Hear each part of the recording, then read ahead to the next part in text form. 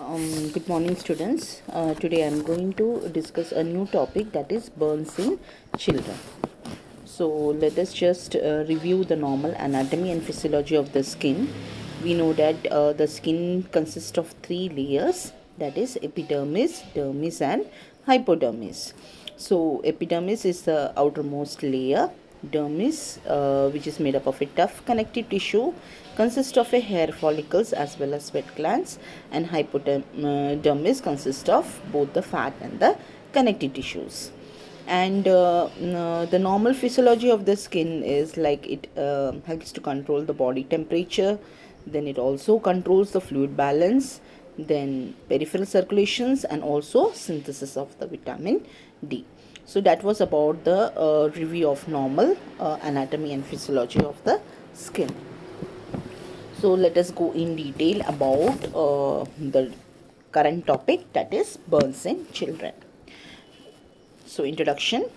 The children have a higher risk of sustaining a burn injury than the adults due to their physiological, psychological, and developmental differences. Burn injuries have a significant impact on the pediatric patients and may affect a range of body systems. The impact of these injuries on children and families is often long lasting, as the injury itself and required treatment often causes distress, pain, and anxiety. Appropriate management by the nurses is essential in providing the family centered care. So, burns are more common and serious childhood injuries which is seen among the growing children. Okay, so if it is left untreated, if we are not doing correct proper like first aid treatment, it may lead to various complications. So as like in the introduction it is already said that the children are more higher risk of developing burn injuries than the adults. Next, we will see with the incidence. Approximately one-fourth of the burn cases are below 10 years of age, and 65% to 70% are below 5 years of age. The majority of children suffered from scald burns, and others are due to the flame burns, electrical burns, and chemical burns. Okay, now what is scalds means? Scalds means hot liquids, okay, falling of the hot liquids like hot tea or hot water or hot cup of milk, etc., falling on the child's skin is called as scalds. And majority of the burns are the children suffered are from the scald burns. Next, we will see with the definition. Now, burns are the tissue injury caused by the contact with the heat, flame, chemicals, electricity, and radiation. A burn injury occurs as a result of destruction of the skin either from the direct or indirect thermal force. Okay, now the effects of this burn injury are not limited. Okay, it can cause severe systemic effects also, okay, depending upon the extent and the depth of the injury, depth of the burn injury. So therefore it is very a serious condition. So burns means it is a tissue injury which is caused by the contact with the heat, flame, chemicals, electricity, and radiation. It can be resulting in destruction of the skin either from the direct or indirect thermal force.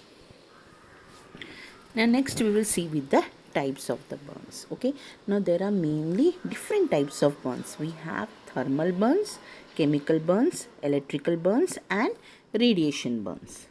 Okay, now let us see in detail with the each of this causes of developing the burns. Now the causes of the chemical burns is, this type of burn is caused when living tissue is exposed to the corrosive substances, okay, like chemical acids and alkalis, okay, like such as acids and bases.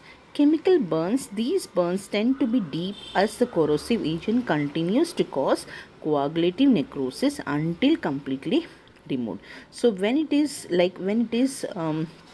fallen on the skin, it can completely damage the skins, it can lead to burn injuries. Okay, so as the chemical like acids and alkalis are corrosive in agent, so this can lead to uh, like um, uh, it is very difficult, and the child may get burn injuries. Okay, so chemical burns are more common in the children because like we will be keeping household cleaning chemicals, acids, etc. Okay, so the childrens are very curious to know, like by seeing the color, the bottle shape, they will be very curious, and they will be handling such cleansing chemicals and acids and gets burn injury.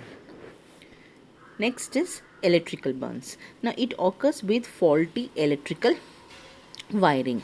It might not be visible but can cause critical internal injuries. So electric burns are also common, especially among the toddlers and preschoolers, because they will be very enthusiastic in playing with the electrical outlet, extension cord, or touching with the wires, etc.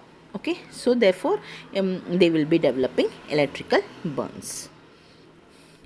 Next one is radiation burns. Now a radiation burn is damage to the skin or other biological tissue, such as because of the effects of the radiation, radio frequency energy, ultraviolet light, and ionizing radiation. High exposure to the X-rays during diagnostic or medical imaging or radiotherapy can also result in radiation burns. It occurs due to the exposure to the radiation, and the most common type of radiation burn is sunburns. High exposure to the X-rays during medical imaging or radiotherapy can also result in radiation burn injuries. Next one is scalp burn. Okay, now scalp burn is also one type of burn injury which is caused because of the hot liquids. Okay, like already I have discussed, like falling of the liquid hot food or hot water or hot tea, hot coffee, hot milk, or any steam. Okay, so this can lead to burn injuries. It is a form of burn from heated fluids such as hot oil, boiling water, or steam. It is more commonly seen among the children below 3 years of age. Next one is inhalation injury. It occurs as a result of exposure to the asphyxiants, like because of the suffocation, like suffocations of or inhalation of the carbon monoxide and smoke. It commonly occurs with the flame injuries, particularly if the victim is trapped in an enclosed smoke filled space. Okay, so these are the common types of, like common causes of burn injuries. Okay, next we will see with the classifications of the burn. Now the burn classifications are divided into three categories: body surface area injury, depth of injury, and the severity of the burns. Okay, so let us go in detail with each. Based on the body surface injury, it is classified into 4 types. We have first degree burns, second degree burns, third degree burns, and fourth degree burns. Now first degree burns are considered mild as compared to the other burns. They result in pain and redness of the epidermis. Already we have discussed in the anatomy, like the skin consists of 3 layers. We have epidermis, dermis, and hypodermis. Now in the first degree burns, like there will be only damage to the epidermis, that is the outermost layer of the skin. So it is mild as compared to the other burns, and also this may result in pain, redness of the epidermis, that is outermost layer of the skin. Second one is second degree burns, which we also called as partial thickness burns. Now this affects the epidermis and the dermis. Dermis is the lower layer of the skin. These the child may complain of pain, redness, swelling, and sometimes formation of blisters may be seen. Okay. Third one is third degree burns. Third degree burns destroy the epidermis and the dermis, and also may affect the subcutaneous tissues also. The burn site may appear white or charred. You can see like peeling of the skin. The skin may appear white or charred, means like peeling of the skin can be seen. Okay, and the last one is 4th degree burns. Now 4th degree burns is very dangerous. It damages the underlying bones, muscles, tendons, and sometimes it may involve nerves and blood vessels also. So there is no sensation in the area since the nerve endings are destroyed. Okay, so that was about the uh, depending upon the body surface area. So we have first degree burns. Okay, first degree burns, it is a mild, okay, and the child may have pain, redness and slight edema, and only it is affecting the epidermis layer. Next one is second degree burns. Second degree burns is also called as partial thickness burns, or we can call it a superficial second degree burns. Okay, here there will be formation of pain, redness, swelling and blister formations. Only the superficial skin layers are destroyed. Okay, and the next one is third degree burns. There will be destruction of the both the epithelial cells, even the fat, muscles, and there will be involvement of the subcutaneous tissues. Okay, and like there will be redness will be there, but there will be formation of white or char, that is eschar, can be developed. Okay, and the last one is fourth degree burns, which is involving bone, muscles, tendons, and sometimes the nerves are also involved. Okay, now another classification is based on the depth of the tissue destructions are superficial partial thickness injuries, deep partial thickness injuries, or full thickness injuries. Okay, so superficial partial thickness injuries are like superficial burns damage only the top of the layer of the skin, the epidermis, and healings may occur in 3 to 6 days. Whereas in the superficial partial thickness burns are those in which the entire epidermis and variable portions of the dermis layer of the skin are destroyed, and the healing may take place for a week, that is 10 to 21 days. The deep partial thickness burns extend into the deep layers of the dermis, and the healing may occur between 2 to 6 weeks. And the full thickness burns reach through the entire dermis and sometimes into the subcutaneous fats, and the skin cannot heal on its own because there is involvement of bones, muscles, tendons and nerves. Okay, now based on the depth of the injury, like already we have discussed, we have superficial partial thickness, deep partial thickness and full thickness. So superficial partial thickness, already which I have discussed in the picture. Okay, superficial partial thickness, the epidermis is destroyed or injured and a portion of the dermis may be injured. Deep partial thickness, a deep partial thickness burns involves the destruction of the epidermis and the upper layers of the dermis and injury to the deeper portions of the dermis. Full thickness, a full thickness burns involves the total destruction of the epidermis and the dermis, and in some cases the destructions can involve both the tissues, muscles as well as bone. Now next classification is depending upon the severity of the burns. Okay, now we have basically like severity of the burns depends upon the total area injured, or we can say the depth of the injury, the location of the injury, etc. Okay, so it is basically classified into 3 types. We have minor burns, moderate burns and major burns. Now minor burns, 10% of the total body surface area is burnt with the first and the second degree burns. Moderate burns, 10 to 20% of the total body surface area with second degree burns, and 2 to 5% total body surface area burned with the third degree, not involving the eyes, ears, face, genitals, hands, feet and chest or abdomen. And the third type is major burns, that is 20% or more total body surface area and second degree. All the third degree burns greater than 10% of total body surface area involving the face, eyes, ears, hands, feet, etc. So these major burns are the complicated type of burns. Okay, so it may sometimes it may lead to shock also. Okay, now next we will see with the pathophysiology of the burn injuries. Okay, now burn injury, as I already discussed, like burn injury involves like the affected area, the how much like the extent, the severity of the body surface area burnt. Okay, so burns when a child is getting burn injury, it may affect the epidermis or dermis or involving the subcutaneous fat and connective tissues also. So it is a very serious circulatory changes occurring in the when a child is getting burn injury. Okay, so massive changes can be seen depending upon the severity of the burns as well as extent and depth of the injury. Okay, now due to the etiological factors, it can be anything. It can be chemical burns, it can be electrical burns, or scalds, etc. Depending upon the etiological factors like a burn, electricity, etc., the vessel starts permeable. Okay, so fluid plasma leak out to the interstitial space, fluid plasma accumulate and resulting in edema.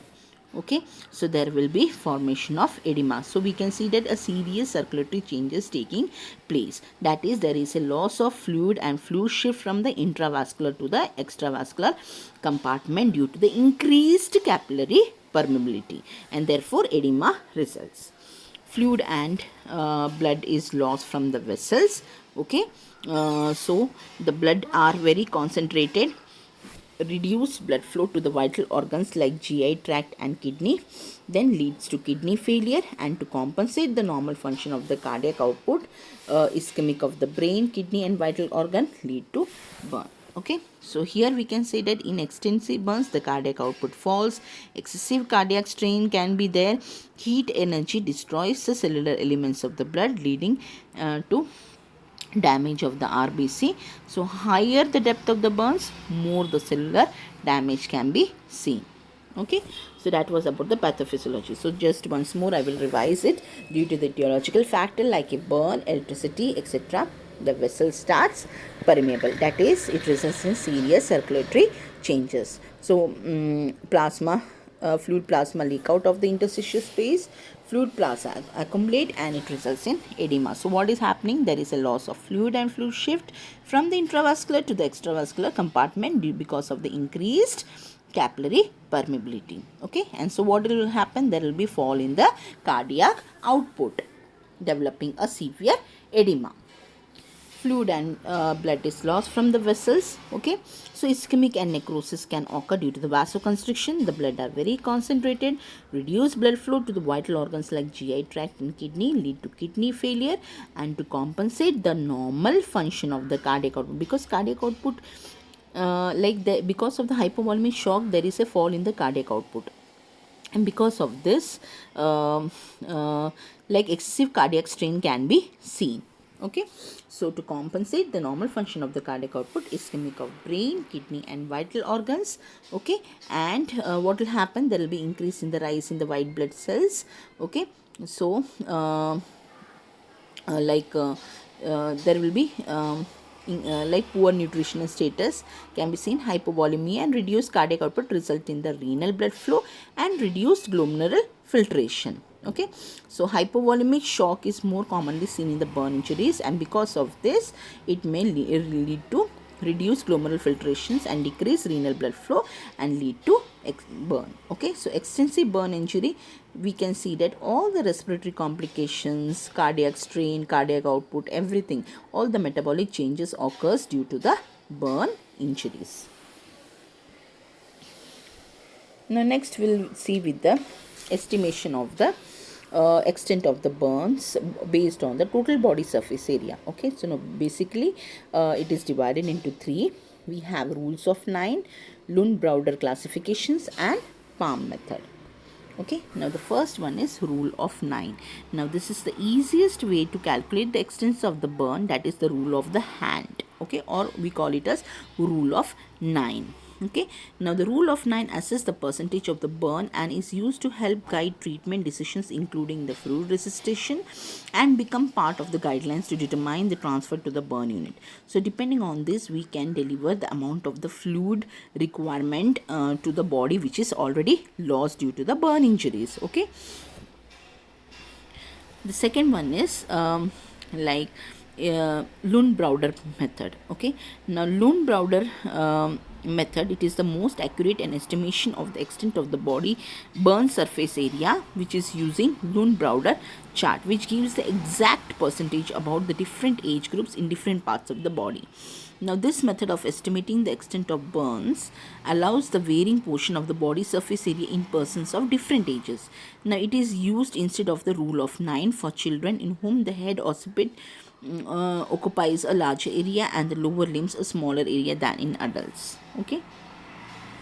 And the third one is palm method. Now the rule of palm is also another method, that is one hand surface, okay, with closed fingers, okay, so which amounts 1% of the body. Okay, the rule of palm is another way to estimate the size of the burns. The palm of the person who is burned, not fingers of wrist area, is about 1% of the body. Okay, 1% of the body surface area. Okay, that is used to calculate the extent of the burns. So using the person's palm to measure the body surface area burn, it can be hard to estimate the size of the burns. Okay, so that was about the estimation of the extent of the burn surface area. So rule of 9, Lune-Browder method and palm method. Now next we will see with the clinical manifestations. Now the clinical features of the burn injuries are manifested depending upon the degree of the burns. Okay, so the child may present with symptoms like pallor, cyanosis, poor muscle tone, rapid pulse rate, low blood pressure, abnormal or subnormal temperature, and presence of shock. Other clinical features depending upon the degree of the burns. For the first degree burns, the child's skin appears red. Pain at the burn site involves only the epidermis layer. Blanch to test, have an intact epidermal barrier, do not result in scarring. Examples like sunburns, minor scald from a kitchen accidents, okay, or like falling of the hot liquids, etc. For the superficial second degree burns, the child may complain of intense pain, white to red skin, formation of blisters as seen in the picture, involves epidermis and papillary layer of the dermis, spares the hair follicles, sweat glands, etc. Erythematous and blanch to touch, very painful, very sensitive, no or minimal scarring. Spontaneously reepithelialization from the retained epidermal structures can occur within 7 to 14 days. So healing takes place within 7 to 14 days. Deep second degree burns, the child may complain about injury to the deeper layers of the dermis, that is reticular dermis, appears pale and mottled, do not blanch to touch, capillary return sluggish or absent, very less painful, remaining painful to pinprick, takes 14 to 35 days to heal by reepithelialization from hair follicles and sweat glands, keratinocytes, often with severe scarring and contractures possible. Okay, so depending upon the severity of the burn injuries, the various clinical features are characterized. Okay, and the third degree burns, the child may have dry leathery skin, that is white, dark brown or charred, loss of sensation, the child may complain about little pain, and all dermal layer tissues may be involved. And the fourth degree burns, the child may have involvement of completely damage and involvement of bones, muscles, and even the nerve endings. Now next we will see with the management of the burn injury. Now management of the burn injury includes all the first aid measures as well as assessment of the extent of the burns, fluid replacement, metabolic support, care of the wound, use of antibiotics, wound closure, prevention of infections, and other related psychological support, nutritional support, and rehabilitation support. These all are the major aspects of the burn management. So we have to manage it correctly. Okay, so the phases of the burn management are divided into 3 phases. We have emergency phase, we call it as resuscitative phase, acute phase or wound healing phase, and rehabilitative phase, that is restorative phase. Okay, so let us go in detail with the management of the burn injury.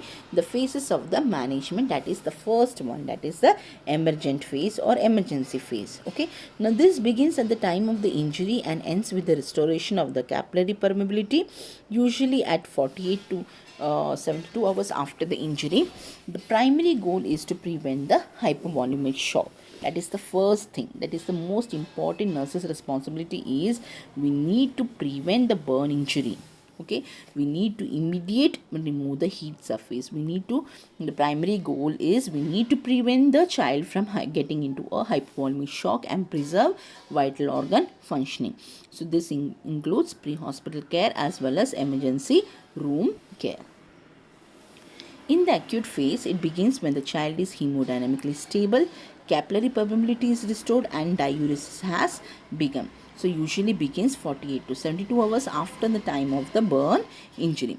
So the more emphasis has to be given, is placed on the restorative therapy, and the phase continues till the wound closure is achieved. So the focus is on prevention of control, wound care, wound closure, nutritional support, pain management, and physical therapy. The next one is resistive phase. It begins with the initiation of the fluids. We need to replace the lost fluid and electrolytes which has happened during the burn injury. So it begins with the initiation of the fluid replacement and ends when the capillary integrity returns to the near normal levels and the large fluid shifts have decreased.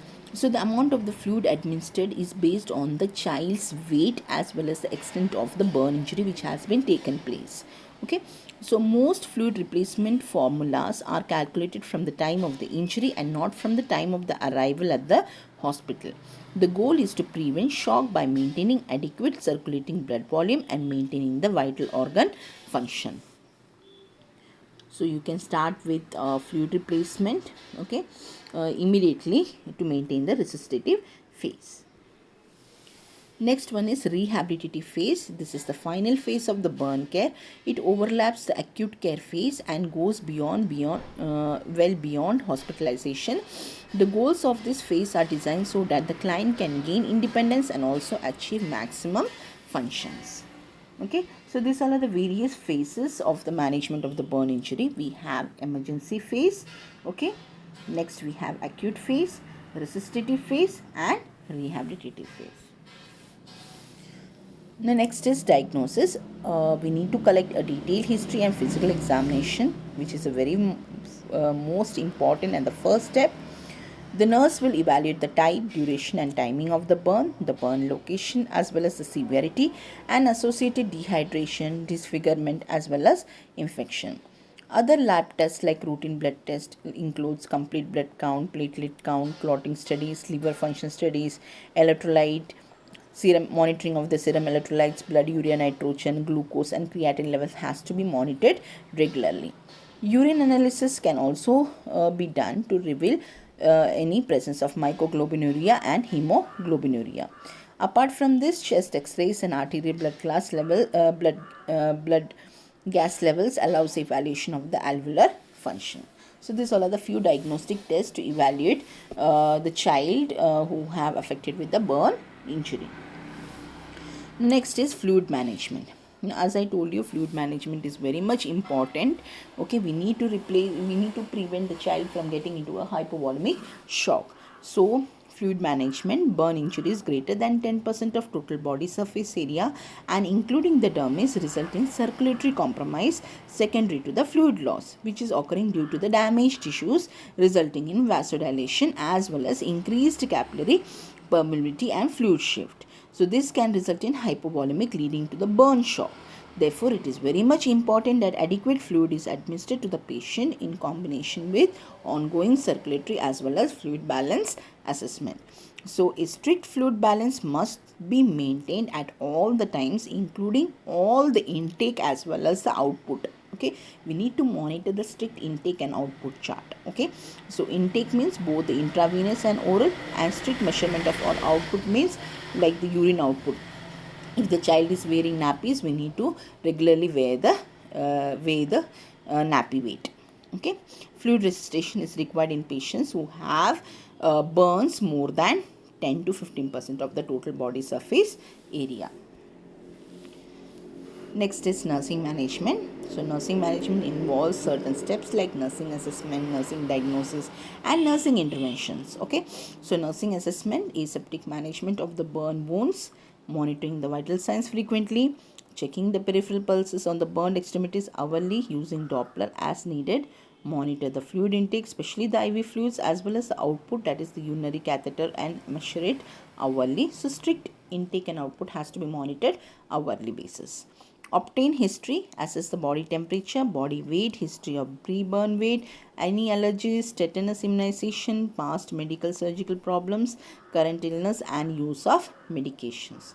Arrange for the patients with facial burns to be assessed for any presence of corneal injury. Continue to assess the extent of the burns, assess the depth of the injuries, as well as identify the areas of full and partial thickness injury.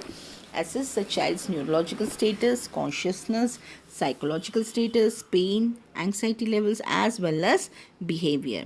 Assess the child and family's understanding of the injury and the treatment, and also assess and provide support system as well as coping skills.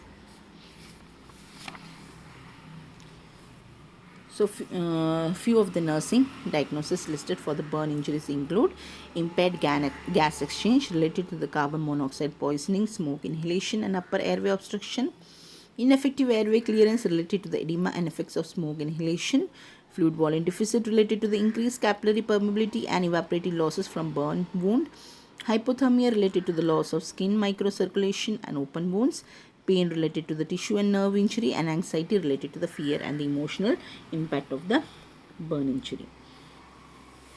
So how we can restore the fluid and electrolyte balance? By regularly monitoring.